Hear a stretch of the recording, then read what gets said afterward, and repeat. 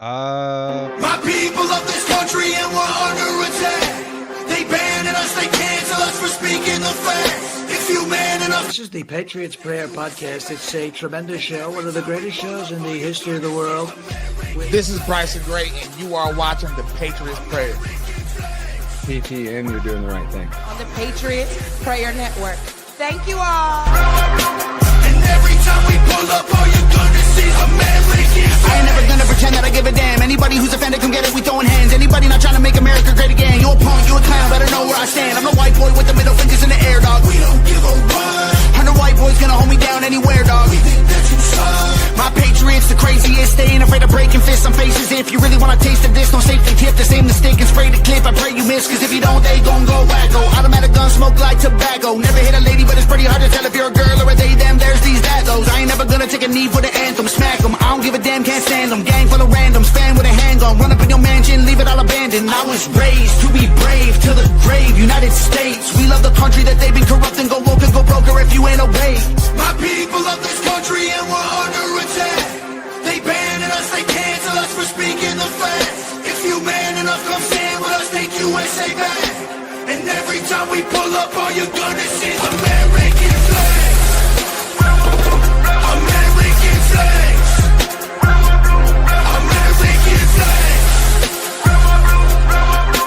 And every time we pull up, all you... Welcome, everyone, to this special Sunday edition from the Patriots Prayer Network. I'm Maurice, the native patriot, privileged to be the host for today's interview with the greatest independent artist of all time, Tom McDonald. This is the living legend who turned the music industry into his own personal punching bag. A one-man wrecking crew who doesn't just break the rules, he's burnt the rulebook and built his own empire from the ashes. No label, no manager, no PR puppets pulling the strings. Just raw talent, relentless hustle, and a middle finger to the machine. He touts over 20 Billboard chart placements, 14 number ones, and he's constantly adding to his resume, including his latest hit, Man in the Sky. Tom's proven you don't need a leash to lead the pack. His music's become a sword that's sliced through the noise, separating the free thinkers who question everything from the sheep who beat along to the mainstream's lullaby.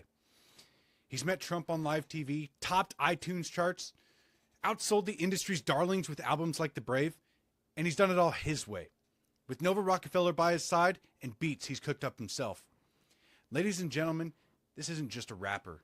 This is the greatest independent artist of all time, a cultural icon, a rebel king who's rewritten the game and made the world pick a side. Please welcome Tom McDonald to the Patriots Prayer Network. Thanks for having me, brother. I need you to write my bio, man. Holy cow.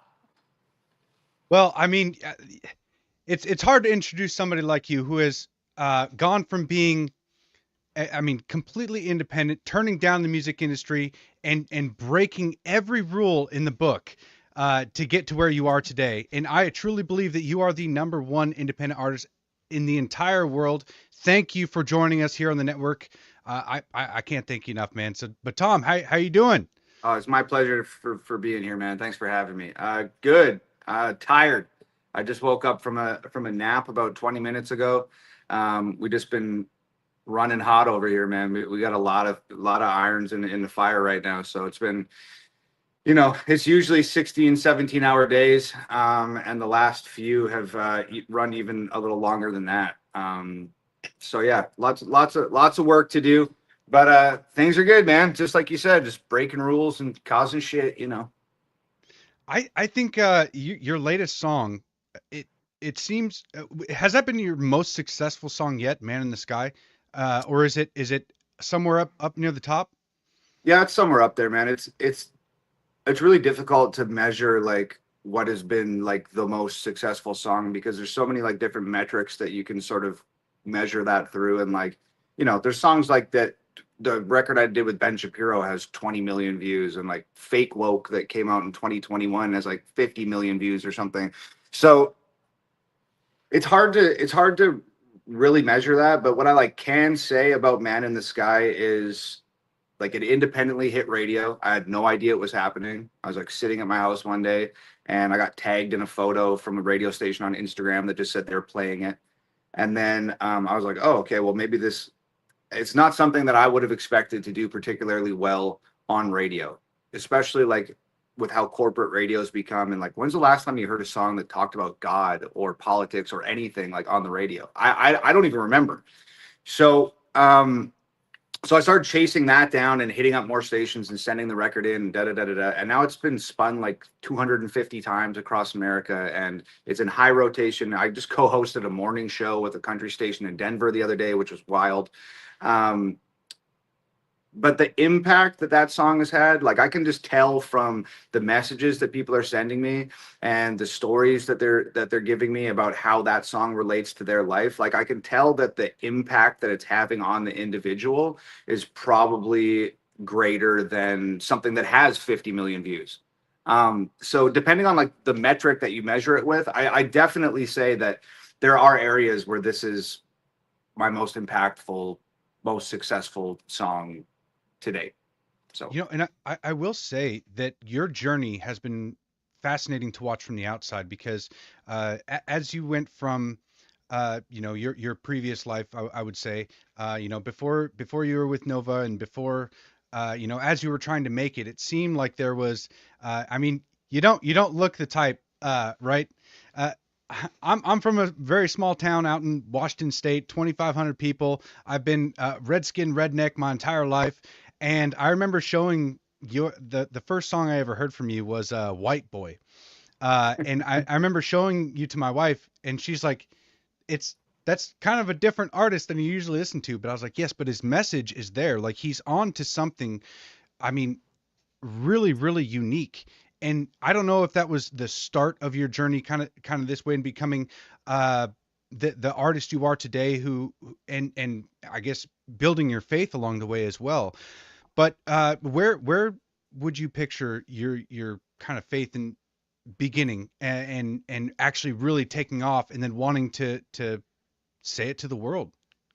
yeah, I don't know. I guess that's like there's different parts to that. Like I always, my parents, like I always went to church when I was a kid. My dad's folks, my grandma and granddad, I think my grandma's dad was a pastor, my uncle's a pastor, and they always took me to church with them. And for whatever reason, like my parents just never really like forced it on me.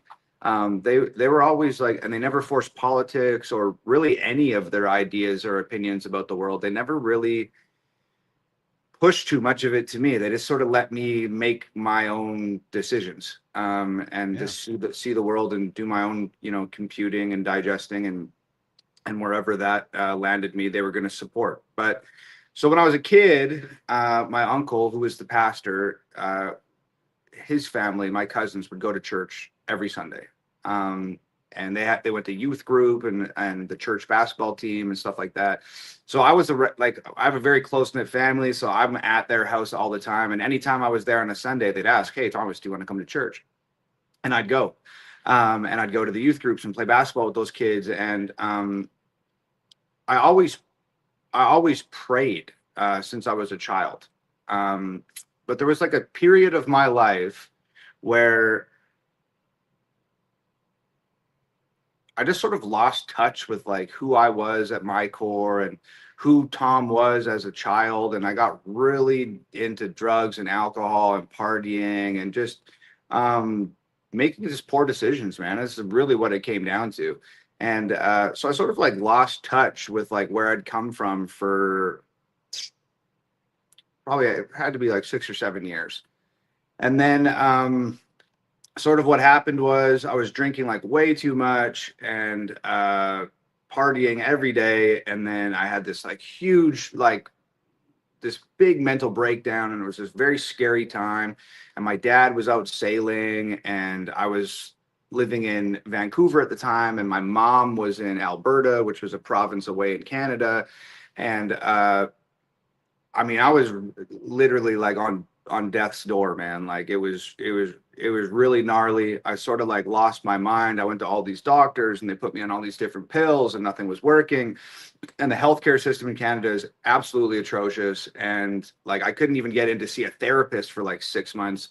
And I'm like at the point where I'm like, I don't know if I'm going to survive a week, like let alone 6 months. Like it was really gnarly. The Reader's Digest is like 9 months later, I sort of get a grasp on myself again and come out of this like long standing psychosis and anxiety and depression and all this terrible stuff. And when I come out of that, my lawyer calls and says, "Hey, your visa's approved. You can go to America." And I was like, awesome. Like I just started feeling better 3 days ago. Like, let's go. So I come to the States, and this is, 10, I don't know, it's got to be 10 or 11 years ago at this point. And I'm back and forth a couple times, and ultimately I end up in South Central, living with Nova. And at this point in time, like I might be saying like a prayer here or there, but I certainly haven't been to church in 10 years or really paid too much mind to it at all. And Nova and I are living in South Central. We're like in extreme poverty. We're in a house with like a crooked landlord, and there's like rats and mice in the house and cockroaches all in the cupboards, and rain's coming through the roof when it's the weather's not good. And we literally could not afford to pay our rent and do groceries in the same month. So, and we were doing our groceries at the dollar store, like the 99-cent like government cheese, like it doesn't even melt. You like put it in the microwave and it just turns black and kind of like goes limp, but it doesn't even like it was gnarly, dude, really gnarly. And not the best diet, huh? No, dude, it was bad. So we're living in South Central, and man, sometimes we'd live by flashlight for like a month because we couldn't afford our electrical bill.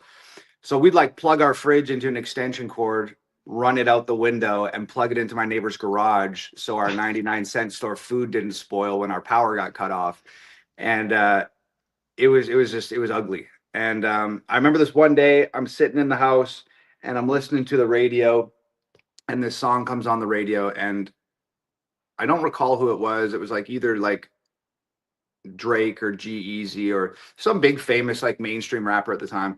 And the song that was playing on the radio that I was listening to is sort of this like, woe is me, complaining about fame, complaining about money, complaining about all of these things that people typically value or aspire to have at some point in their life.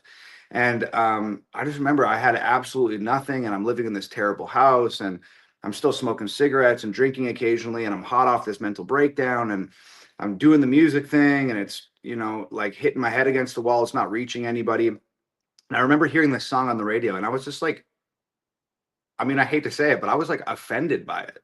I was like, how dare this person like dog on all of these things that I would literally give anything to have. That's the life that I aspire to be living as a result of my music, and this person's complaining about it. And I remember I was upset by that. And dude, it was the damnedest thing. It was to this day, like I don't even really know how to accurately describe it, but there was half of a cigarette left in my cigarette pack. And I was, in addition to being offended, I guess I was inspired by what I had heard. It lit something up inside of me anyways, stirred something around in my soul. And I got up from the computer and walked to the front door, and I had this half a cigarette, and it was like the last cigarette I had in the house, which is a big fucking problem when you're addicted to smoking cigarettes and you have no money. And I went out and sat on the front porch, and I lit that cigarette, and I just remember the first thing I wrote down was "Dear Rappers." And I started writing this like open letter to mainstream hip hop. And man, in the course of about 10 minutes, that song was complete. And I remember sitting there staring at my phone afterwards, and I don't remember rhyming any words or stopping to think what needs to come after this, or, what's the next line, or what's the chorus going to be, or anything. It was literally like, and this, as crazy as it sounds, it was literally like God spoke through me that day. It was like he like looked down and saw my situation and was just like, you know what, kid, like I put you here for a reason, and you were meant for more than the way that you're living right now. And I'm going to give you a little peek at like how we can work together instead of you working on your own and abandoning the person who you used to be. And that song just poured out of me into my phone. And I remember sitting there looking at my phone being like, how did that just happen? And I went into the house and Nova was on her computer and I was like, Nova, exact words, Nova, I just wrote the song that's going to change our life. We need to shoot a music video like right now. She's like, you haven't even recorded the song yet. I was like, I'm going to go to the computer. I'm going to record it right now. While I'm doing that, can you set up the backdrop and get the camera? So as I'm recording the song, Nova sets up this backdrop, puts her camera on sticks on a tripod, and we had this $20 light from Amazon that we stuck a red piece of gel over top of, so it was like a red light. We shot this video called Dear Rappers that day in the living room. I still have the email. I sent it to my best friend. I sent it to my buddy Brandon Hart, who's also a musician, and the subject of the email is, I just wrote the song that's going to change my life. And the only thing in the email is the song was attached to it, and that was it. Shot the video that night. This is how grim things are. The next day, the video's edited and it's ready to go. And I mean, I got 1,500 people that liked my Facebook page and less than that on Instagram and, you know, whatever else. No social media presence whatsoever. So I hit up my sister, my younger sister, and asked her if I could borrow $200 to put an ad on this video. And she gave me $200. She was a nurse at the time. And I've since retired her from that job. And I called. That's incredible. Yeah. And I called my mom and I got $200 from her. And I called Brandon, got $200 from him, called some other people. I ended up with $1,100. And, you know, I told everybody, I promise you, I will pay you back for this $200. This song, this is the one, I promise. And as somebody that had been making music for, you know, whatever it was at the time, 8 years, you know how many times I thought I had the one, the song that was going to change everything that didn't. So, you know, I'm sure it sounded like a pipe dream to everybody that I'm borrowing $200. And they might have thought, oh, he's going to go buy fucking beer or something. Who knows? But I put that $1,100 on the video the next day and we dropped it. And 2 days later, it had over 1 million views. And we were off to the races. Like a month after that, a check came in the mail for $11,000. And Nova and I had never seen that amount of money before. So then the next month, and it was 20 grand, and then it was 30, and then it was 40, and then it was 60. And then it was time to get the fuck out of Crenshaw and move somewhere else. And, you know, because I wasn't sure. I was like, oh, is this like some sort of like overnight, like by chance, luck of the draw thing? And we're going to get this 11 grand and it's the last money that we're going to see for the rest of our lives. So we stayed in Crenshaw for another year, 6 months, 8 months, whatever it was.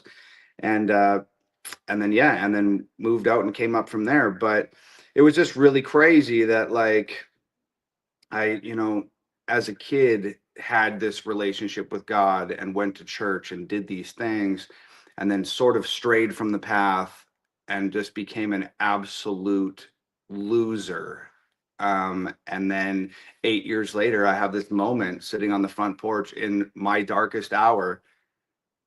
And he just comes to me and says, here's a song, run with it. I think the most important part of that entire story is the fact that you answered the call. Right, because there are plenty of times where in people's darkest moments they will have revelations or pieces like that and miss that opportunity. But it seems, and I feel it every time I listen to your music now, the genuine way in which you write your music and the lyrics come out of you. You have a unique talent in order to not just grasp the zeitgeist of what's going on in the country or the current cultural narrative, but the way that you do it is very genuine. And I know that a lot of people, I mean, in North America and around the world really have been looking for genuine people and ones who will not back down and be afraid of something like the music industry. I know that you've had a couple songs, one of my all-time favorites being Satanic Rappers, where basically you call out the music industry for what it is and you stand your ground and say, I'm going to do it my own way. And I think that's one of the big things that people really appreciate is one, the genuine way to do this. I mean, for example, today on this interview, I gave you no questions beforehand. You're jumping into this interview completely blind, and that's one of the things nowadays that really separates the genuine people from the puppets in the industry who have been used to push a kind of a satanic outcome for this country. So, I mean, I really, really appreciate you coming on. I mean, with no pre-scripted questions or anything like that. So it's just so cool to see just how different and unique you are, someone like you is, and Nova, from the entirety of the industry. So with answering that call, I'll tell you right now, man. And yeah, on the topic of answering the call, there was probably a million signs along the way that I completely missed or ignored or was ignorant to because I was so caught up in drinking and just doing other things. I didn't want the answer to my problems. I just wanted to continue doing what I was doing at that time. So, you know, what happened with Dear Rappers, it might have been the 100th attempt that God made to try and connect with me. And I just, for whatever reason, in that moment was receptive to it. But yeah, man, like, you know, I've gone into interviews with Piers Morgan with no questions beforehand and stuff. And he's a problem. So, you know, you see a lot of these celebrities and stuff, dude. Like when I first started out, people were like, oh, you need media training. You're going to be doing all these interviews. And I'm just like, you know who needs media training? People that are full of shit. That are like afraid to say how they really feel. And yeah, I mean, I'm just going to, whether I'm right or wrong or somewhere in between, like I'm just going to be here and I'm just going to say what I think. And I don't need training to speak my mind or be honest in an interview, you know? So, and I think kind of like you said, like I'm wrong all the time. I'm not like a political scientist. I'm not a political commentator. I'm not anyone. And I think that's why the music connects with people, because I speak just like the people speak. I'm getting the same information that other people are getting from the internet and the news and stuff. The only difference is like I have a platform. I'm blessed with a platform where I can speak to more people. So, you know, I'm not going to use too many big fucking words or, you know, dissect or overanalyze. I'm just going to say what I think. And I mean, what a blessing that what I think is what so many millions of other people think, and they just don't have the opportunity to have their voice be heard. So, you know, I'm not always going to be the classiest or, you know, I'm a little uncouth and brash sometimes, but so is everybody else, dude. We don't need to clean up our act to get on TV or be in a magazine or be on the radio. Just like be yourself. The whole industry is full of this like fake, wrapped in plastic, overproduced, mass manufactured garbage. And you got all these people running around trying to figure out like, oh man, how can I make my photos better? How does my skin look better in my photos? How can we perfect the lighting? How can we shoot a better video? How can we reach more people? How can we get on the billboard? How can we get in the magazine? Dude, there's so much disingenuous, inauthentic art out there. Literally all you have to do to cut through it is to just be real and be yourself. You automatically stick out from the crowd when everybody else is pretending. Yeah, and I actually couldn't agree more, because I mean, Eddie and I started the Patriots Prayer Network about a year ago, and getting everyday Americans, you know, not really looking for high profile people to join as much, but people who are on the up, that were working 9 to 5s, that believe in a higher message. And I mean, with what you said about, you know, your message resonating with so many people, I believe that folks like us are in the majority, right? But a lot of our voices are silenced out and shut down. So I do want to bring up my co-host from the Cowboys and Indians podcast. He's a Purple Hearted veteran, Steve. Oh, here we go. Got it right here. Okay, so this is Steve.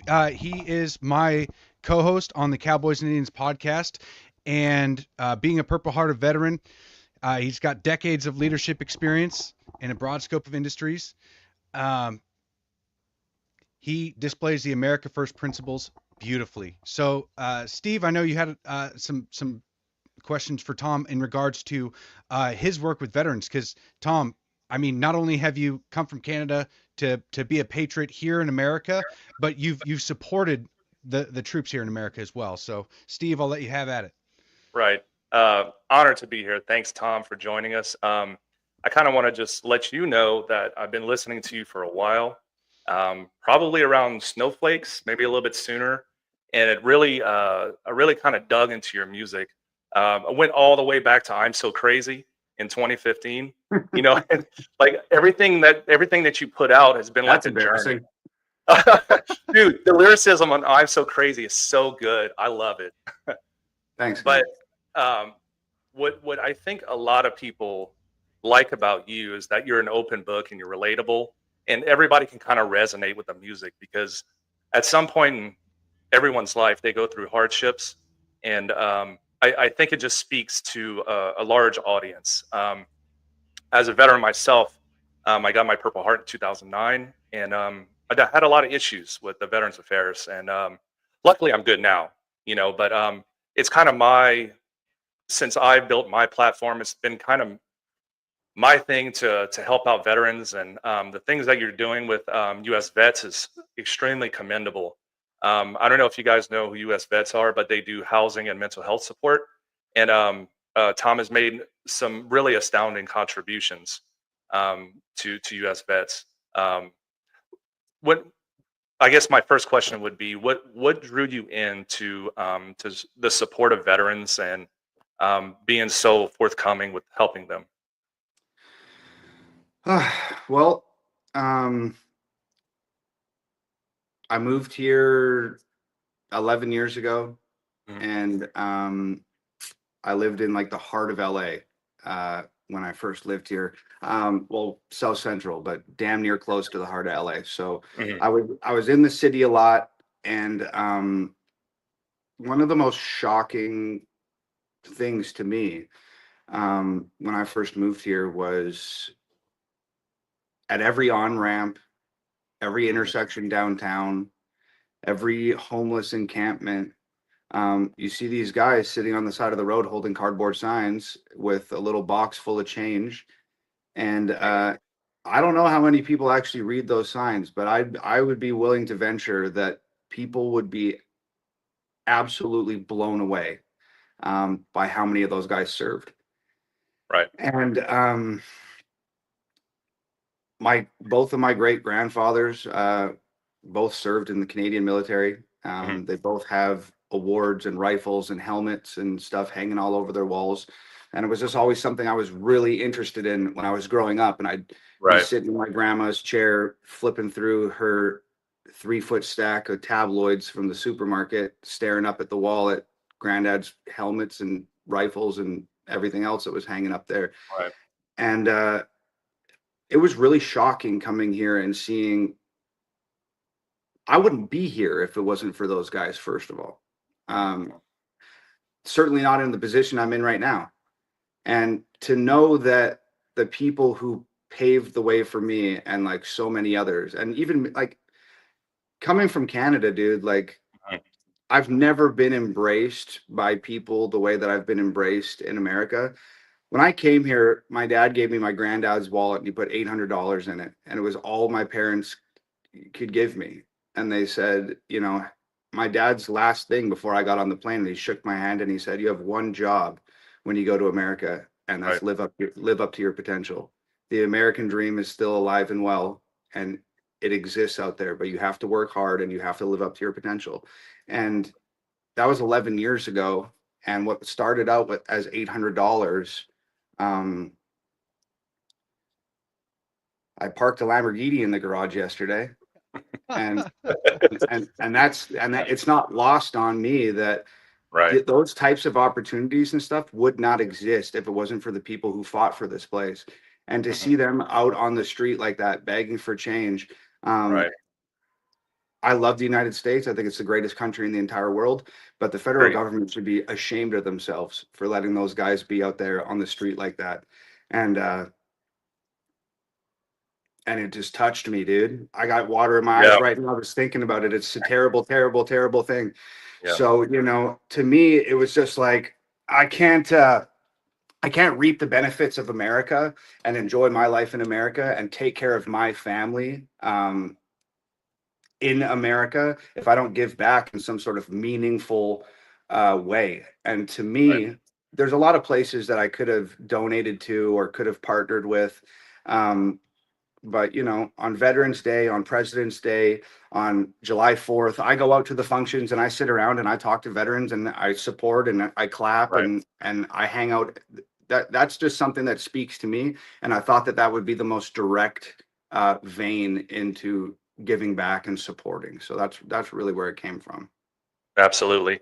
And we over the last 4 years before Trump got in office, we saw how veterans were kind of used as pawns, especially when the illegals were starting to pour in through the border. The VA was actually used to treat illegals. I don't know if you knew that, out of El Paso, and they were kicking veterans to the side via, I guess, teleconference visits so they can take care of the illegals. So luckily, the ship has been righted so far, and we can just keep going on with that. But I do really want to thank you for not only that you make contributions and stuff like that, but you also put it in your music. Many of your songs, you give a shout out to the vets and how this country wouldn't be where it is without veterans. So really do appreciate that. Well, thank you, man. And anything that I can contribute to give back, you guys deserve so much more than that. So, you know, hopefully, and it hasn't just been me; it's been my entire fan base. You know, we drop T-shirts, and the T-shirts are $25, and every dollar goes to vets. And I pay to have the T-shirts made, and other people are buying the T-shirts. So it's not just me; it's like my entire fan base has come together to support. So, and you know. And you guys deserve so much more than that, man. And appreciate everything that you guys have put on the line for the rest of us, for sure. Appreciate that, man. So I do have a few more. Well, one of the ways moving forward for the patriots of this country, and I think anybody who wants to see it succeed, is to embody the values you wish to see in this world. And from what I've seen, especially with the music you promote and the actions that you take, you know, you really do. You embody those values, and you don't just put, you don't just say the right words in certain press conferences or anything. You actually put your money where your mouth is. You donate. You raise funds for veterans, and you really show your appreciation, not just with words, but in actions. And I think that's one of the most important things we can do as a country. So anybody out there, you know, who is watching this, I would just like to say that Tom is one of the real ones who has done it, you know, not just in words but in actions as well. Thanks, man. Hey, so the way I've kind of built my platform is taking care of the people that support me, and I know you do too. So I would like to ask you some questions from some of my followers, because you know I like to give everybody a voice, and they're not bad, I promise you. I don't care if they are, dude. All right, so the first one comes from @OffGridArmory on X. He wants to ask, what is your favorite firearm?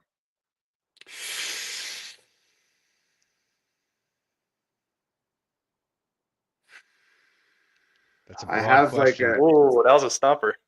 Yeah, well, I have like I'm waiting on getting my license right now, so I have a whole. I can't speak to what's in the house because it could. No, we're not fancy. Don't worry. I could get in trouble. And I haven't been to the range. I went to the range with some police friends maybe like 6 months ago, and I think we were just like shooting 9 mils. But like back in Canada, we used to go out to the woods and cut down trees with shotguns and stuff. Oh. And dude, like the amount of splinters we got from those cedars, dude. But I don't know. That's always been like, my buddy has like a combat shotgun I've shot a couple times that's like super duper illegal.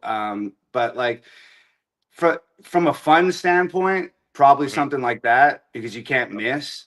But yeah, and to be completely honest, dude, like I've been to the range in my life maybe like a dozen times. I'm not like I don't know every make and model. Like my neighbor used to have a Norinco in Canada, which was like an automatic. It was like an assault rifle type thing, and he had a sniper rifle. He was like a special ops Canadian Forces guy. So like I don't really know names and brands and shit like that, but I'm just like the guy that like supports everybody should have a fucking firearm. Nobody Right. should have the option to take the fucking firearms away. Like it's insane that like that's even been on the table for the last 4 years. And like Yeah. the only people that are trying to take your firearms away are the people that are trying to take advantage of people that don't have firearms. So And Absolutely. like I will say it is extremely difficult to keep up with a lot of this the gun knowledge because especially like there's kids that like will play like Escape from Tarkov or whatever and then they'll memorize like every name of the gun, the style, the breakdown of it, and you know what ammo it uses. I'm like, I can't do all that. dude, I got people try to talk to me about it all the time. They're like, "Hey, I just got this sweet like da da da da da," and I'm like, "Cool, dude. I have no fucking idea what that is, but like, if it's powerful and fucking shoots fast, sick." Yeah. All All right, right, really quick, before we get to a couple more questions, I do want to bring up Eddie, who is the co-creator of the Patriots Prayer Network. He has been sitting patiently in the background here, helping produce the show. I can't speak highly enough about this guy. He has kind of a similar story. He's an ex-con. He graduated from Hope for Prisoners, helped me create the Patriots Prayer Network, and he is, you know, I would say one of my best friends entirely. So Eddie, thank you for joining us today. I really appreciate you know, all you guys coming in and helping work with Tom here and kind of, you know, give a good interview. So Eddie, thank you. Oh, you're muted. All right, sorry about that. There we go. Man, I just want to say thank you for taking the time, brother. It's my been a long pleasure. journey. It's been a long journey for PPN to get where we are, and God has opened a lot of doors for us. As you've seen in the intro, shouted out on stage with Trump, thanks to Michaela Montgomery. Shout out, Michaela. And I seen the video of you standing on the side when Trump shouted you out, and I know how that feels, brother. I was up for 50 hours when she did that, and I just got this second wind. So yeah, I appreciate you taking the time. Questions that I have for you range from like you know, you have a lot of obviously you're talking about things that really rile people up. You're taking a hard line. There's no, you know, guessing what Tom thinks, which is why we love you. In that, what do you, if you were to tell somebody, okay, if you want to know who I am as an artist, listen to this song, which one would that be? Oh shit, that's a good question. I guess maybe because a lot of the songs are about like specific things and represent maybe different parts of me or different parts of my life or phases that I've been through. I guess like the most accurate to who I am right now would honestly probably be Man in the Sky, because that's just like where I'm at. But it doesn't, you know, it's not really overtly political. So I don't know, maybe something like Dirty Money or like Fake Woke or what, you know, one of these songs that sort of talks about or like, yeah, Dirty Money, or maybe like America that I did with Adam Calhoun. Like, I feel like those songs are sort of like overarching and touch on a lot of different things that I think and feel and talk about. So yeah, maybe like Fake Woke, Dirty Money, America, and most recently, obviously, Man in the Sky, because it's just kind of where I'm at presently in my day to day. Gotcha. And you switch it up, all right? Usually, if you're a rapper, you're a rapper. If you're a singer, you're a singer. You kind of do whatever you feel in the moment, and you call it. I mean, I love it, and I follow it all the way. I mean, every time you drop a song, Eddie's right there. Maurice, Steve, let's do a reaction. Hey guys, we got to do a reaction. But one of the songs you did was Balloons, and out of all of the hooks and all of the thing, that has to be probably the one that for the hook is the one that speaks to me the most. But the lyrics in that song are pretty dark, and I know Hangover Gang fans want to know where you were coming from with that particular song, because it's pretty dark. Was that something you were going through? Yeah, or something that I had gone through just previous to writing it. I have a really hard time, especially with songs like that are deeply personal and dark, as you said. I wouldn't write that song like while I was going through it. That's not something that I'd be able to do. But immediately following coming out the other end, I can reflect on it quickly, and write the song, immediately following thereafter. So yeah, I mean, it was something that I was going through at the time. This is a very difficult business, and it's a very difficult lifestyle, which I'm very grateful for, and I wouldn't trade it for the world. But there's growing pains like along the way that are, especially when you're making the type of music that I'm making. It, to me, good art, in however you want to present it, whether it's something super abstract and artsy, or if it's something really direct and like controversial and shocking, like the stuff that I do, and whether it's a painting or a song or a movie or whatever. I think that like truly great art like inspires discussion and creates conversation and makes people feel uncomfortable, and allows people to examine their own thoughts and feelings in the way that they live their life and compare it to what they're seeing in the art. It causes like reflection. And at that point in time, I had been sort of like speaking my mind and doing it in a way that was labeled by a lot of other people as like super controversial and really offensive. And I mean, maybe it was naive of me, but I really did not expect how overwhelmingly negative many of the reactions to the music would be. Now, looking back on it now, I don't know how I would have thought anything different, but I was just so in the moment at the time and so interested in saying what I had to say and doing it in the way that I wanted to do it, that I wasn't really worried about what the response would be. And I never really considered what the response would be. And, it got to a point where like Nova and I are getting death threats constantly, and just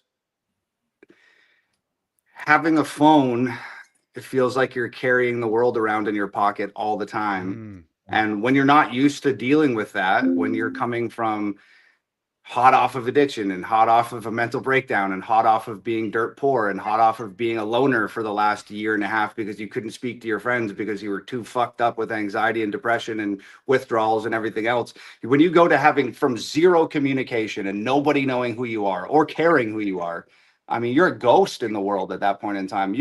And there's beauty in that and power in that. And then all of a sudden being thrust into this position where millions of people are saying, you're a racist, you're transphobic, you're this, you're that, you're terrible, you're awful, and we're going to kill you, and like all of this terrible shit. It was just like a really dark time. Like, one of the lines in that song was, I got weapons hidden inside every single room in my house. And I still do. But at that point in time, it was new to me, and it was uncomfortable for me to open the drawer of my desk and I'm looking for a pen and there's a firearm or a knife or a taser or whatever it is. Like, it was uncomfortable. So that song just came from a really uncomfortable place in my life where, for the first time since sort of overcoming my mental health issues, they were creeping back in, and I was feeling pressure and anxiety and depression and all of these things that I hadn't felt in so long. And, they were initially the cause of substance abuse. And now what's causing them is an extremely rapid ascension through music and fame and all of this other stuff. And I just was finding it at that point in time very, very difficult to deal with. So that's where that song came from. I get you. Well, I will say, hang on a second really quick, Eddie. A lot of conservatives and people on the right now are experiencing this, especially with Elon Musk buying X and giving the actual right wing part of the country a voice, is that they're realizing that they become a target as soon as they speak up, and to But varying look at levels of the degree. swatting that's going on, right? Yeah, exactly. With varying levels of degree, everybody kind of experiences that, and right now there's a lot of conservatives being targeted. We did a podcast the other night with a couple, with Sean Farash and Mike Engelman, Engelman. two of the gentlemen that have gotten swatted that kind of feel like you described in that song perfectly, which is, they don't feel like they're the biggest thing in the world. They don't feel like what they're saying is all that controversial. A lot of it's common sense, but they're still becoming the target. And I feel like over the years, Tom, you have been able to stir things up by saying something that shouldn't be controversial, but for some reason it is. You're not out there promoting WAP to little kids. I mean, you're actually bringing a level of patriotism and truth into the industry that other people, especially right now, are starting to feel and be able to resonate with a lot of that music, just because of the fact that they're becoming a target as well, and it's something that we all share. And you know what? It's okay. The courage that you show, I mean, you helped lead the path to breaking through that barrier and breaking through the fear of becoming a target, and you showed that you can be successful despite that. And you know what, man? I think that success, and thank you for that. And I think that the success that I've had should be a sign for everybody else. I think there's a lot of energy that goes into silencing not just conservative voices, but people that are just outspoken and that are speaking their mind. If anybody has an opinion or a perspective or a point of view that doesn't directly run parallel with or align with whatever the mainstream narrative is at the time, those people become silenced. Sometimes silenced in ways that are worse than others. So I think that because of that, there's a lot of people that feel alienated and alone because they're not hearing other people reiterate things that they're thinking in their own mind or speak things that they're thinking, because they've all been silenced. So people that think like I do, or like you guys do, or like somebody else does, might feel totally alone because they're not hearing the voices, because the voices are being shut down.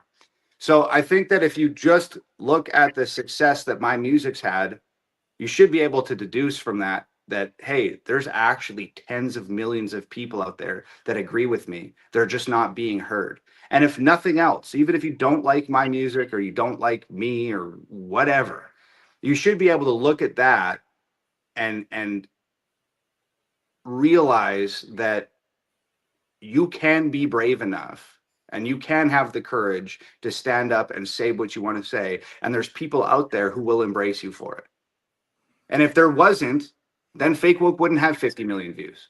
So there's at least 50 million motherfuckers out there that feel the same way as you do. So don't be afraid to speak up and say so. Yeah, you start that song off by saying you label me as controversial and Cardi B is the role model for 12-year-old girls. And then in another song, you say we won't turn your sons into thugs or your daughters into hoes. And so you're putting out a positive message. So to get so much hate for putting out a good message just tells you where the world's at today, that you are the controversial one and you're saying things that align with family values, with godly values, with a lot of these things. But my question for you is, are there songs that you have in the vault that you just said, I can't release that, I can't say that? Oh yeah. Right. Yeah. So there are tons of those. Okay. Tons. Okay. And I've been slowly building up that bank because I'm just going to put them out on CD eventually. And if they make their way to the internet, then at least I'm not going to be responsible for it. I get you. And everybody, and I'm just saying, everybody wants to know, and I hope I'm not putting you on the spot by asking, but when are we going to, see those wedding photos with you in Nova? This year. There it is, guys. There it is. I said, dude, I have the most, I can't get too deep into it, but I have the most incredible plan for the official proposal. I mean, Nova and I both have known like 17 years. She put me on my very first rap show ever. We traveled far and wide, separate from one another, and always ended up back together somehow. So we've been like best friends for like 16, 17 years. So, I mean, we've known for at least 10 of those years that we were going to get married one day. And I think, I mean, as silly as it sounds, like when you find the person that like, oh, this is my person. I love this person. This person loves me. This person makes me better. I'm never going to be able to find another person that loves me the way that this person loves me and that I love them, vice versa. When all of those sort of what ifs and questions have been answered, for us, I think it took a little bit of the urgency off of getting married. Like we already knew, okay, we're going to be together forever and we're going to get married. So like, let's just take care of it when we have the time to take care of it.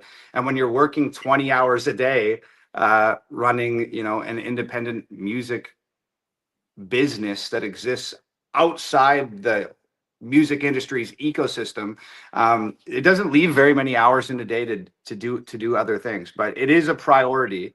But we just never rushed for the altar in the last few years because we were just like, okay, let's establish ourselves, let's establish our business, let's set ourselves up insulated from Hollywood, insulated from the music industry.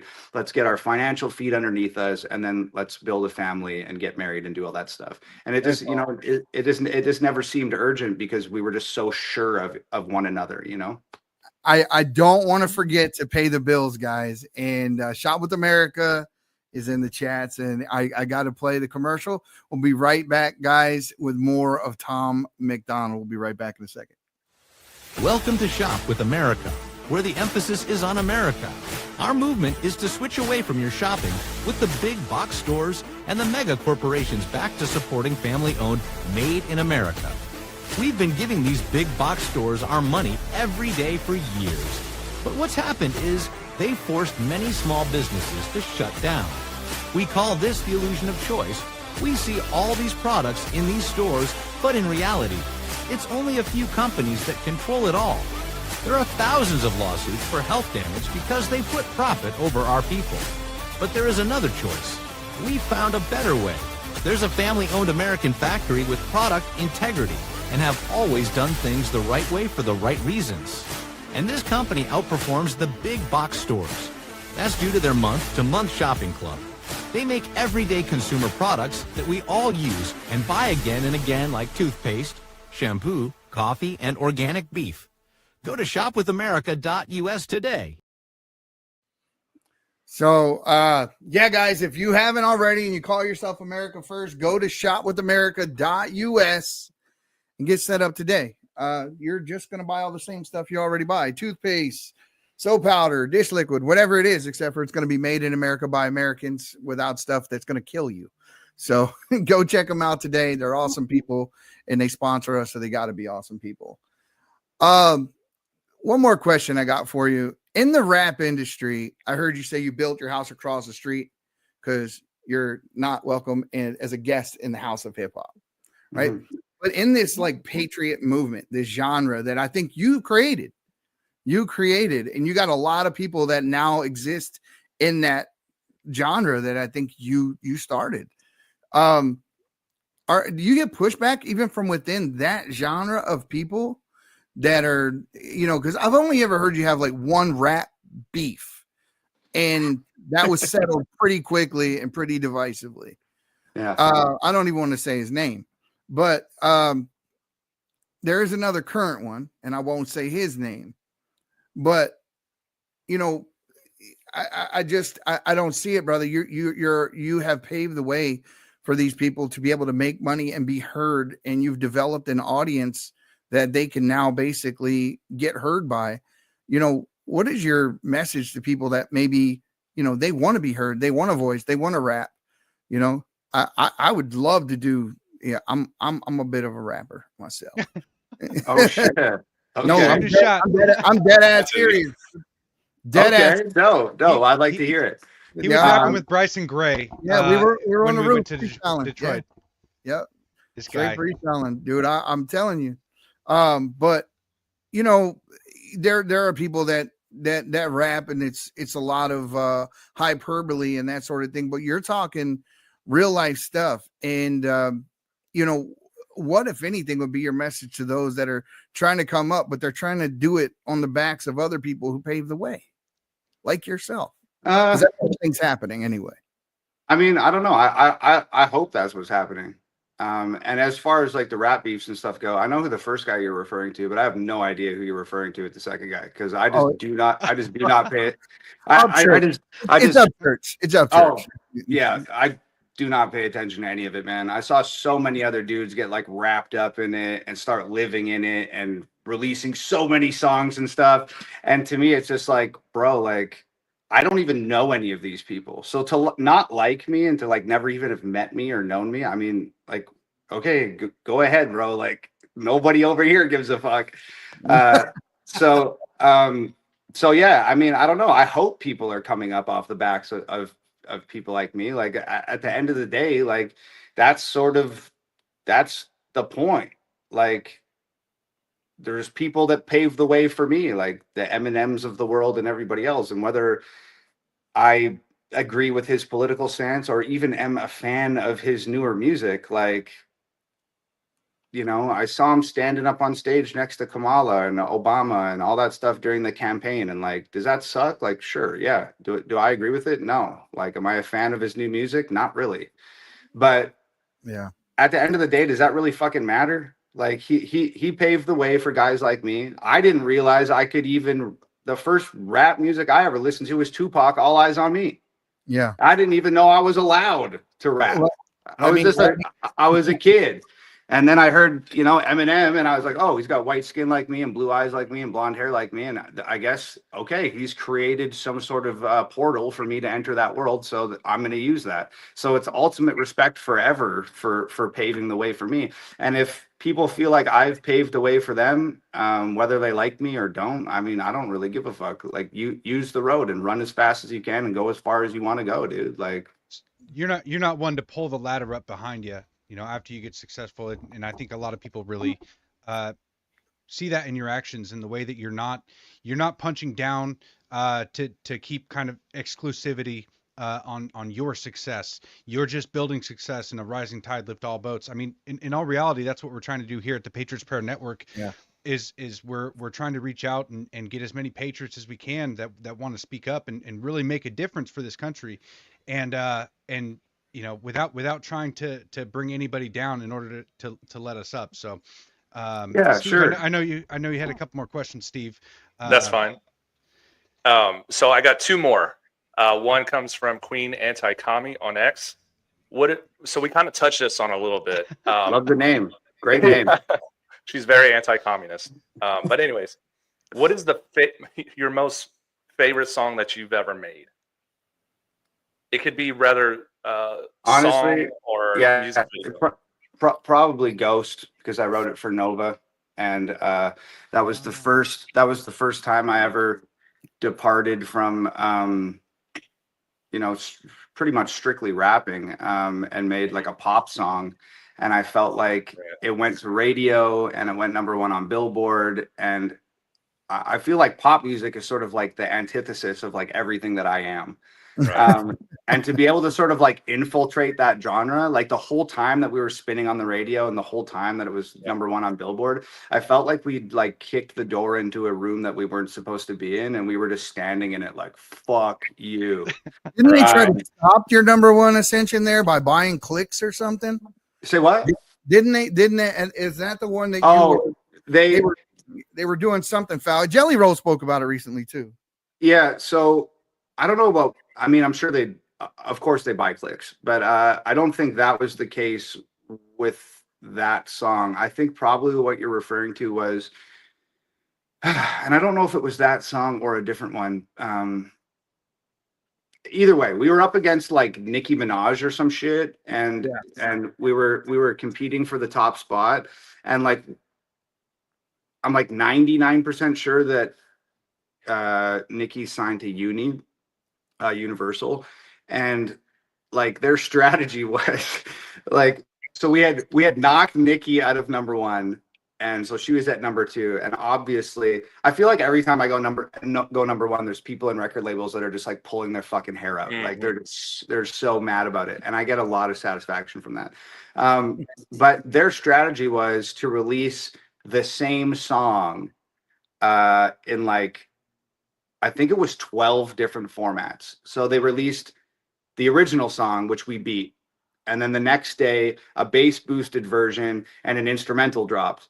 And then the next day, a remix and an acapella version dropped. And then the next day, like another remix and another version. So they ended up having like 12 versions of the same song. And the way that these songs are counted by MRC data, which is who counts the numbers and reports them to Billboard for the charts, the way that the songs are accounted for is every song has a unique UPC code, and it's pretty much like an ID card for a song.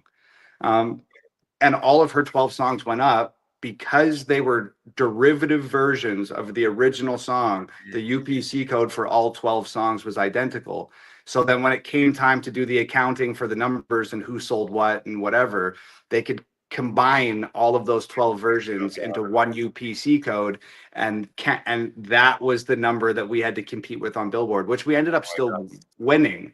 But it's just like dirty pool, you know, like what a weird way to go about doing your business. And it's just like they shadow ban people and censor people in all types of different ways all the time, but at least they're fucking covert about it and secretive enough about it that it's difficult for anybody to point a finger and say, hey, this is exactly what's going on here. And they do it covertly and in secret on purpose so that we look all crazy when we're like, oh, they're shadow banning my shit, they're suppressing my shit. And people roll their eyes and go, oh yeah, just another unsuccessful fucking right-winger making music that can't compete. So the part that blew my mind was that like they weren't even trying to hide it. It was so obvious what they were doing. Every day, 3 more versions of the songs drop publicly on the charts. It was just like, this is insane to me, you know? Yeah, somebody that said they counted the votes with the Dominion machines. You know, I will say, Tom, that one of the most favorite things that you do specifically is you highlight Nova. And you highlight the relationship that you have and how instrumental she was, you know, in making you the man you are today. In a lot of ways, I do my best to try and highlight my wife in a similar fashion, you know, because like I wouldn't be sitting in the spot talking to you, Tom McDonald, if it wasn't for my wife. She's Lady Patriot on next to you guys, but she has inspired me to do so much, and I know that behind the scenes. And I mean, even in front of the camera, Nova's done that much, if not more, for you. Is there anything you wanted to really highlight about that relationship on the podcast here? I mean, I don't know what else I could say about Nova that I haven't said already, but she's just out of all the people I've met in my life, men or women, she's literally the strongest person I've ever met, the most resilient person I've ever met.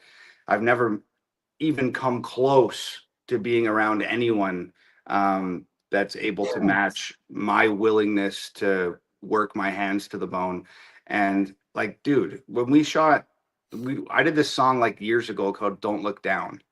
And yeah, and dude, like Nova has like all of these, she just got some immune system stuff going on. She has some really acute respiratory problems. And like the night that we were shooting Don't Look Down, I remember hearing this, like, I was sitting on the couch waiting to shoot, and I could hear this like smack, smack, smack. And it was like coming down from the hallway.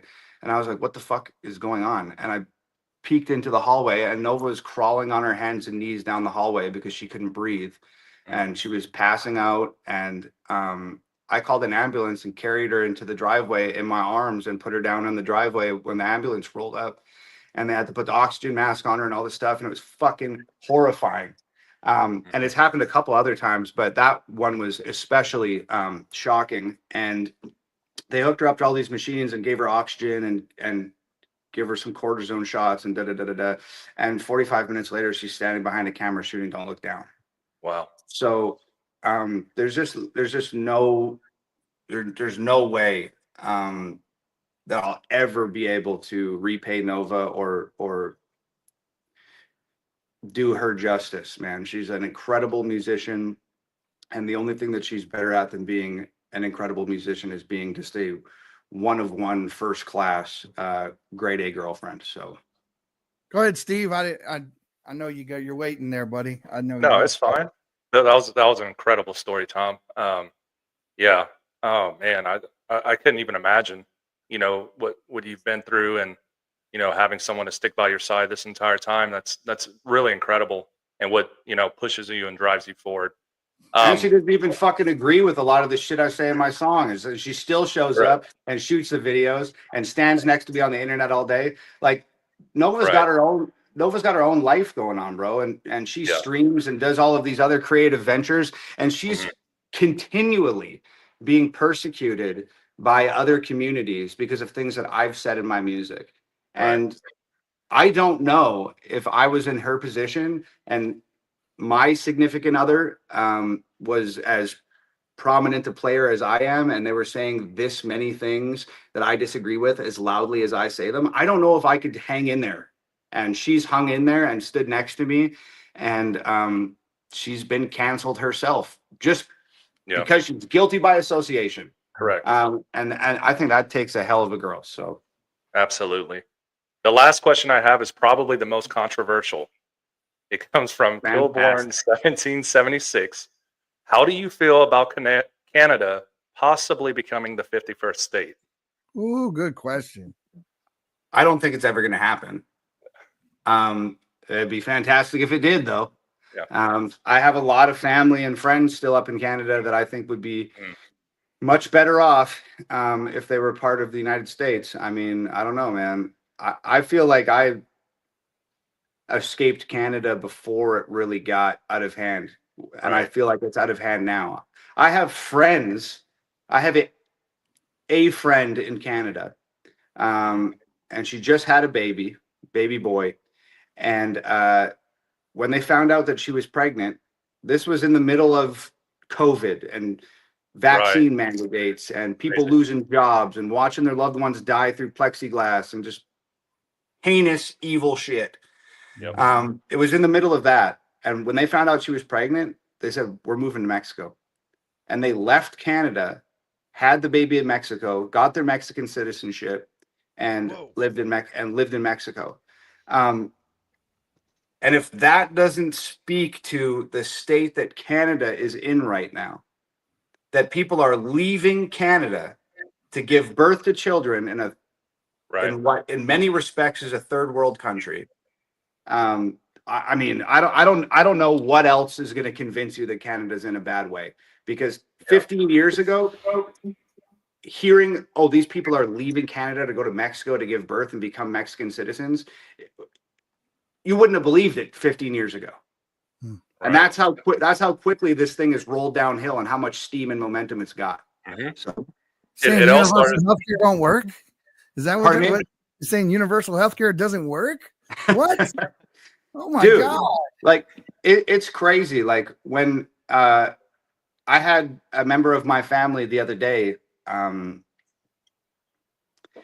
had a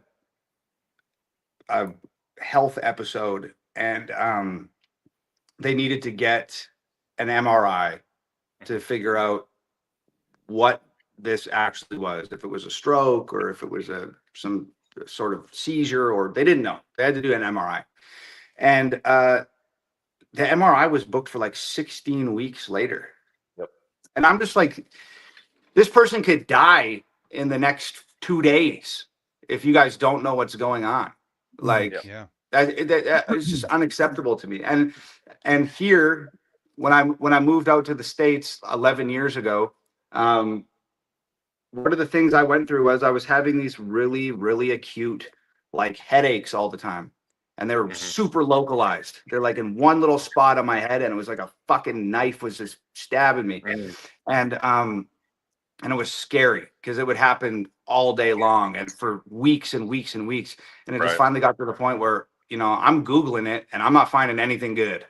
And I'm like, shit, I gotta go to the doctor. So I go to the doctor and I tell the doctor what's going on, and she's like, yeah, I think we need to send you for like an MRI.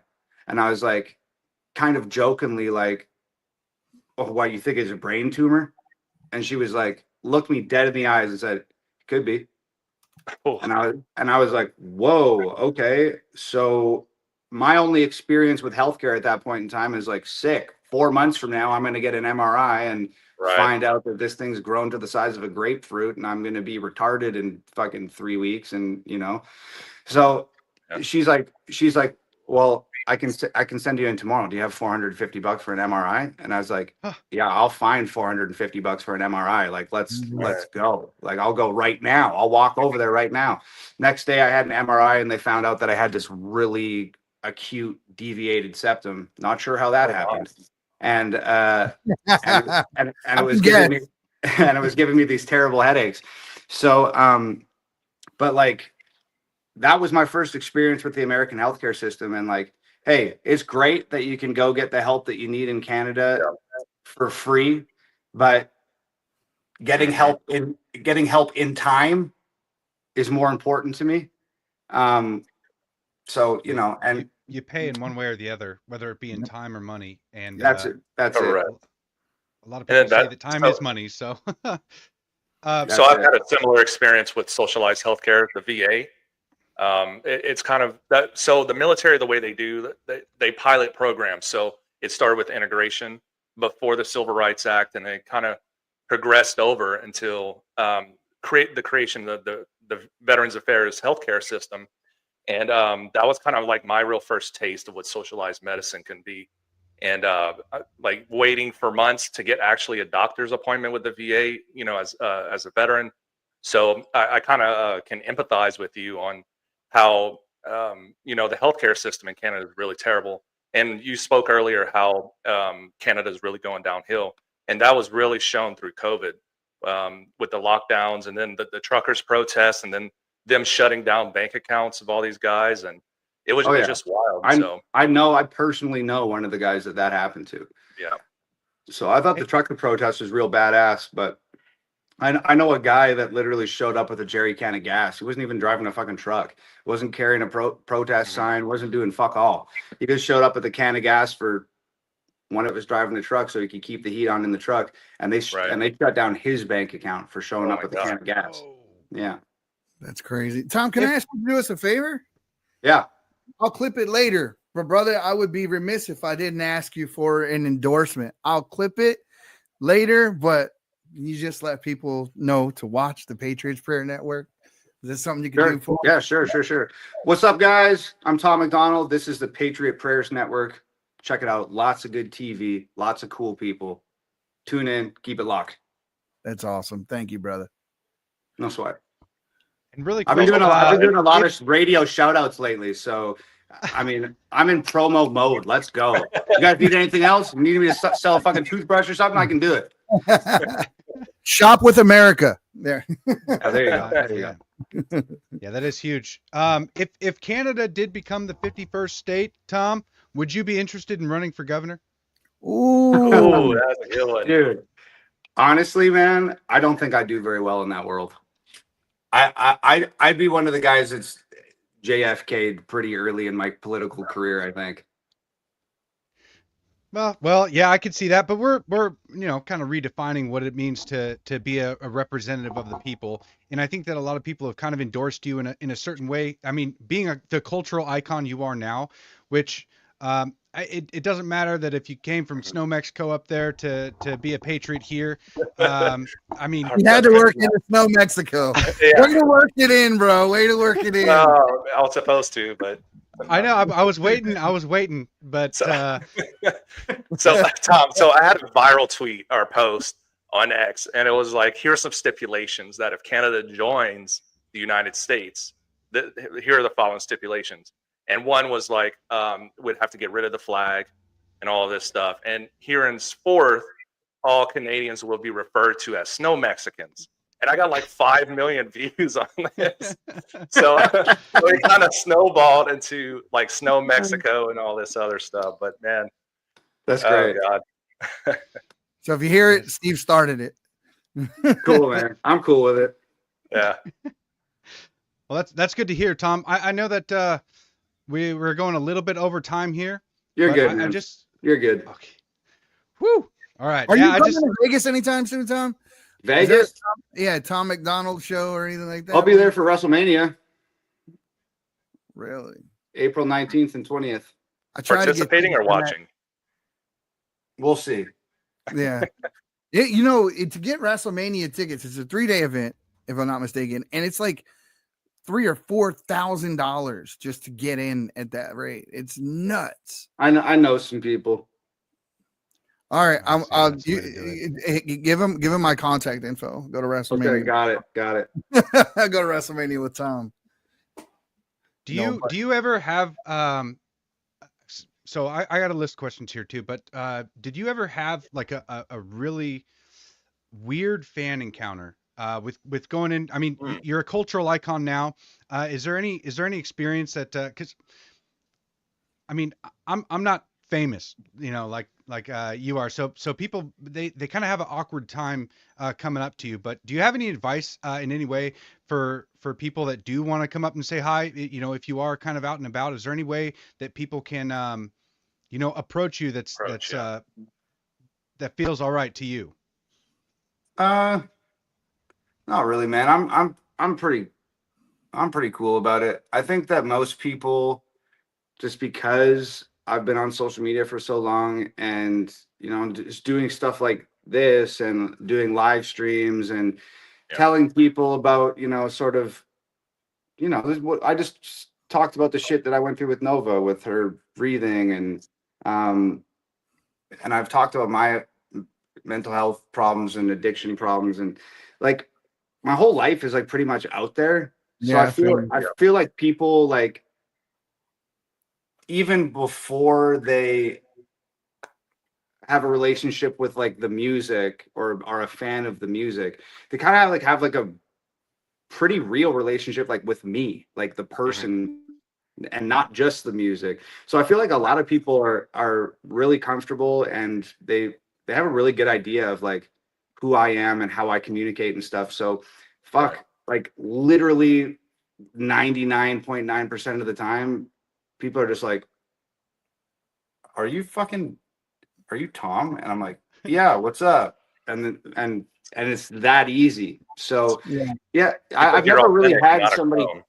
Yeah, I've never really had somebody come up and, there's been people that have cried and are shaking and stuff like that. And, but like, I understand, like I too am somebody that have dealt with a lot of anxiety in my life, and I got misty-eyed twice in this interview. Like, I understand what having emotions is like, and being overcome by them once in a while is not such a big deal. So, you just usually hug it out with those people, and they're fine. But yeah, most people are just really cool, man, because I feel like they sort of know me already. So there's not like this separation, like where you see fucking Dennis Quaid in a movie, and then you see him in person and you're like, oh shit, I actually have no idea who the fuck this guy is. I just know that I liked him in this movie. In this movie.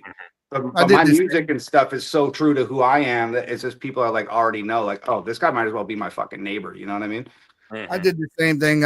Coming out of prison and having that whole background, I've always talked about it. I've been open about it because I don't want to get so far along doing what we're doing, and we are breaking through the glass ceiling. It's a fact. We're growing all the time, and I don't want someone to come out of left field like, hey, guess what I find out about this guy? Like, no, I've said it a million times. You're not telling anybody anything new.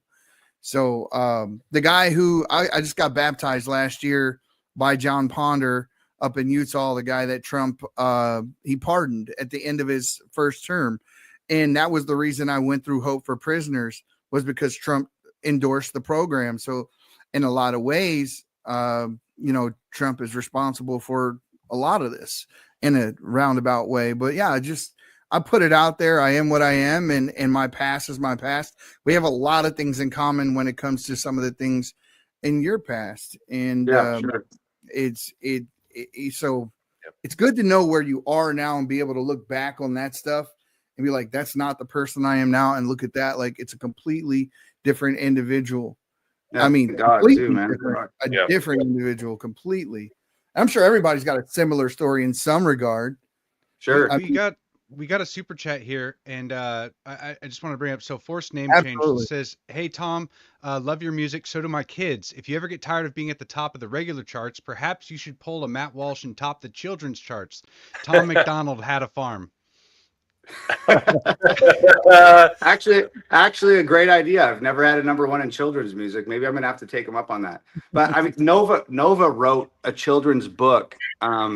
I think it was last year or the year before. It was sort of in the height of critical race theory and sort of the woke washing of American curriculums. And there was all of these books coming out that like My Dad is My Mom, and like the ABCs of like the LGBTQ community, and like there's all these just totally wildly progressive books making their way into school libraries. And Nova was like, this is fucking weird. Like, I'm gonna write my own children's book that's just about like being a kid and not about like all of these other adult themes. So she wrote a children's book, and she sold thousands of copies, and it did like incredibly well. And I don't know why I didn't witness that and think, we need a soundtrack to this motherfucker right now. But I didn't think that. But it's a great idea. We have another super chat here. Says, appreciate you guys. Y'all rock. Great show. From Real Ken Walls. Ed Ken, I share spaces with Ken sometimes. Great guy. Cool. So, hey Tom, is there anything coming up that you're excited about that you wanted to share or that you got going on? Yeah, I'm pretty mysterious. So like, I don't know when it's going to be, if it's going to be this Friday or next Friday or what, but super crazy video coming out right away. Nice. Yeah. when are you going to go on tour? Is there going to be a Hangover Gang tour? So, oh man, what a fucking ride the touring thing's been. So I did like 3 or 4 tours through the States. And then I had a tour where I was opening for Falling in Reverse, and another tour after that. But like COVID hit, and all the fucking venues got shut down, and all the tours got canceled. And like, it was just this huge mess of shit. And then with Nova's immune system stuff and respiratory problems, it was just like this really dicey thing where I was like, because she opens for me and has opened for me, like, and since we're independent, like Nova tour manages and does all of the tour stuff, because I don't hire like an agency. Like, I have one friend who books the shows, and then Nova tour manages.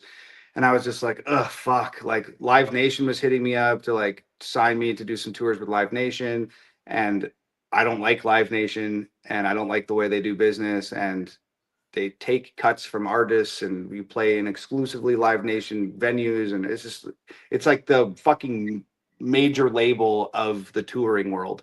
So I was just like, fuck it. Like, you know what, Nova, I won't fucking tour until you're comfortable with being in a room full of 5,000 people and work in the merch booth and doing the tour managing and da-da-da-da-da. So that like obviously like wasn't really an option for her during COVID. Like, I mean, I've watched her literally spend a week in the hospital from getting a seasonal cold once. Like if she gets sick, it's not like, oh, you got the sniffles and you'll be fine. It's like fighting for your life for fucking a month. Like, Hashimoto? Pardon me? Hashimoto's? She got it. Are you speaking English? I don't know what he's saying either. Hashimoto's. It's like an autoimmune thing. No, that's the guy that rings the bell in Hunchback of Notre Dame. But no, she has. I don't want to say that's her thing to talk about. I'm being vague on purpose about her stuff. No, my wife has it, and she has a similar problem. Whenever she gets sick, it's like normal sick. It's like a cold is like a really super bad flu. Yeah. So it was a little bit of just like a confusing ride for me, because I'm just like, I'm like the biggest I've ever been in my life right now, and I want to get out and do shows, and I can't because my tour manager is a fucking lemon. And so it was a weird thing. And then like combined with that, like I'm like a homebody, dude. Like I've adapted to being in the spotlight and on the forefront of things, but like I'm a really quiet loner, leave me alone. I have 5 people that are very, very close to me, and my family, of course, but like, you know, the friends that I've had for 15, 16, 17 years. And those are the people that I talk to and confide in. And those are the people that I have around me. And I'm just really not like a big interview guy or, you know, be out in the world guy. I just like being here. I have 5 dogs. I like hanging out with my dogs. I like hanging out with my girlfriend. I like making music, shooting music videos, and climbing mountains with my dad and taking my mom out to lunch. And like, that's what I do. So going on tour and being on the road for 30, 40, 50, 60 days at a time, away from my dogs, away from my bed, away from the environment that I'm most comfortable in, it's just like brutal for me.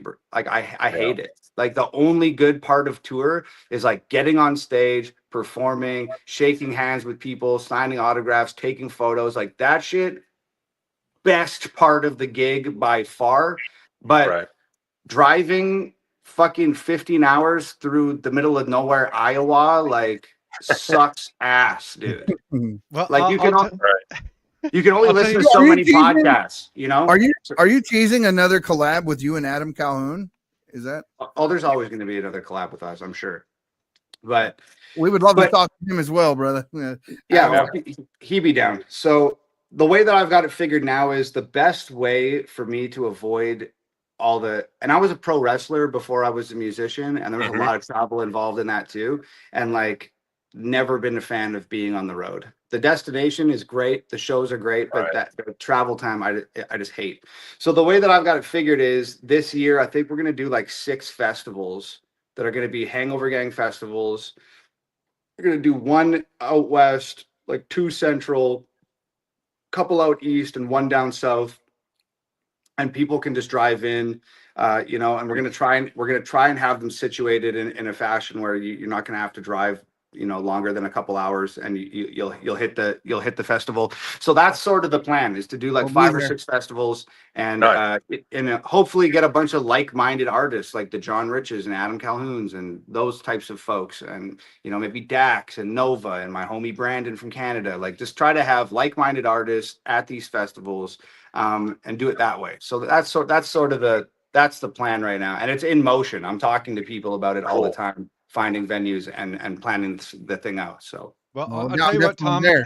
Out in Eagle, Idaho, we have a venue that we work closely with. It's the Old State Saloon, and we're hosting an event. It's for Hetero Awesomeness Incorporated, and this year we're celebrating you know, traditional families and you know, if you ever wanted to come out to Eagle, Idaho, in a very, very, very, very small venue, you're more than welcome to. I know the owner. He's a nice guy. So cool.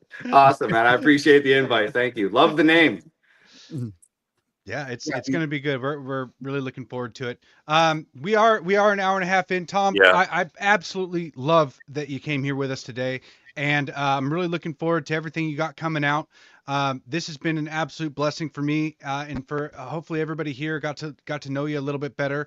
And you know, I don't know if you're planning on doing more interviews, but whenever you would want to come back, we'd be more than welcome to have you on. You're an absolute living legend in the music industry. Agreed. You've changed the way people have kind of understood how to make it as a successful artist, and you did it not only by yourself, but you know, with Nova, and showing that how inspirational your family has been. So with family values, traditional values, I mean, that's what we promote here at the Patriots Prayer Network.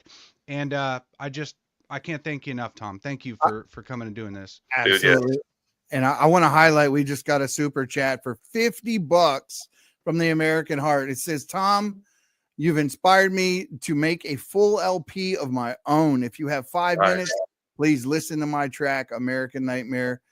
It says, I never would have made music if it wouldn't exist if it wasn't for you. So I don't know. But yeah, so you're inspired. Hopefully his music's better than his grammar, right? But I think it's just Eddie reading. No, it's not. It's not. I read it exactly as it's written. But no, I'm known for the typo as well, so it's all right.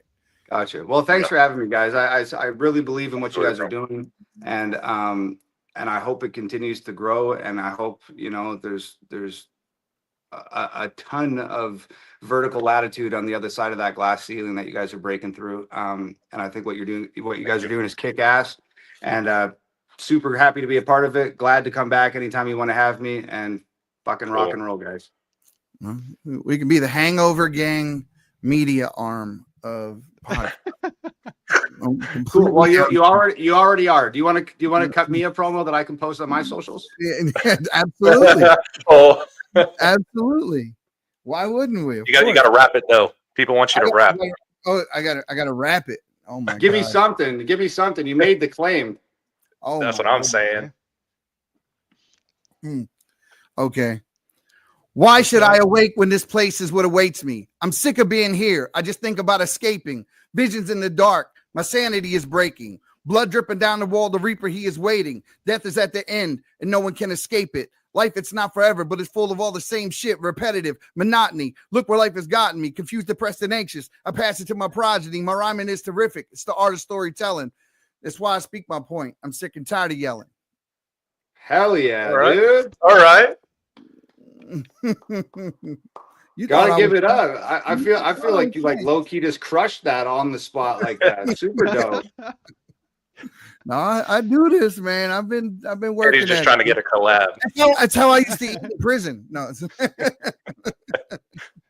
Well, all that rapping you did in the clink, like, it shows, dude. That was all right. I'm not mad at that at all. Good for you. That was awesome. When can I get his feature? When am I going to be on the I'm trying to get the feature. Send me an email and I'll. What's your budget? What's my budget? Zero. How many super chats do we have right now? I don't have to plug my fridge into my neighbor's house anymore, bro. I'm not rapping for free. No, I want to rap for you, not the other way around. I shouldn't have said I want you as a feature. So you want me to put you on one of my songs? Oh yeah. What's your budget? I get it. We'll get there one day. Yeah, hey, one day. Once again, you guys, please share this podcast. The Patriots Prayer, Tom McDonald, living legend in the industry. Thank you for coming on. You guys, thank you all for tuning in. Please share it around. We'll see you next time. Appreciate you guys for having me. Much love. Thank you for coming, brother. Adios, boys. Take it easy. See you later, Tom. How cool was that, dude? I am beside myself. I got to rap for Tom McDonald. Oh yeah, I'm clipping that. That's going around, man. I'm glad nobody asked me to do that because I was like, shit, I'm white as they come, bro. I can't do nothing. Nah, brother. Later on today, guys, look out for that interview with Ann Fundner. I will be having that. We'll be talking about a speech she gave with Trump day before yesterday. That'll be later today. It will also be on the Rumble premium deal. So come check us out for that. Thanks everybody today who subbed. We got so many subs today, and we're so grateful. We're so grateful. We've been trying to build this Rumble channel forever, and to crack 5,700 and still grow. We just can't say thank you enough, guys. For real. Yeah, we can't do without your support, guys. So if you can, please share this podcast out, spread the word, and just follow all our socials. And we can only grow if we get the support from you. So thank you. Yep. And we will be reposting this, but it won't be immediately. So look out. It'll go on YouTube. It'll go on the X channels. It'll go everywhere. But we wanted to exclusively do this for our Rumble, because Rumble is where the Patriots Prayer lives. But we will spread it around after the fact. So thank you guys. So Kat, I saw your question, Kat, and that's why I asked him, was there going to be a Hangover Gang festival? I saw it. I pay attention. So evidently there will be. So there's your answer. Awesome. All right, you guys. Thank you very much. Anti-Commie, the last one, the last super chat of the day. Before we close this out, she says, Ghost is my favorite song too. Love Cowboys and Indians podcast. Thank you, Anti-Commie. You got a beautiful soul. I appreciate that. So we'll see you guys next time. Tune in, follow us all. at Law Native Patriot, Eddie there at the Patriots Pray on X, and Steve at Steve Loves Ammo. That's right. Peace. Good night, guys. See you later, guys. My people of this country and we're under attack. They banning us, they cancel us for speaking the facts. If you man enough. This is the Patriots Prayer Podcast. It's a tremendous show, one of the greatest shows in the history of the world. This is Bryce the Great, and you are watching the Patriots Prayer. PPN, you're doing the right thing. On the Patriots Prayer Network. Thank you all. And every time we pull up, all you're gonna see is Americans. I ain't never gonna pretend that I give a damn. Anybody who's offended, come get it, we throwing hands. Anybody not trying to make America great again, you a punk, you a clown, better know where I stand. I'm the white boy with the middle fingers in the air, dog. We don't give a what. 100 white boys gonna hold me down anywhere, dog. We think that you suck. My patriots, the craziest, they ain't afraid of breaking fists on faces. If you really wanna taste of this, no safety tip, the same mistake and spray the clip. I pray you miss, cause if you don't, they gon' go wacko. Automatic gun smoke like tobacco. Never hit a lady, but it's pretty hard to tell if you're a girl or a they, them, there's these, that, those. I ain't never gonna take a knee for the anthem, smack them. I don't give a damn, can't stand them. Gang full of randoms, fan with a handgun, run up in your mansion, leave it all abandoned. I was raised to be brave, to the grave, United States. We love the country that they've been corrupting, go woke and go broker if you ain't awake. My people of this country and we're under attack. They banning us, they cancel us for speaking the facts. If you man enough, come stand with us, take USA back. And every time we pull up, all you're gonna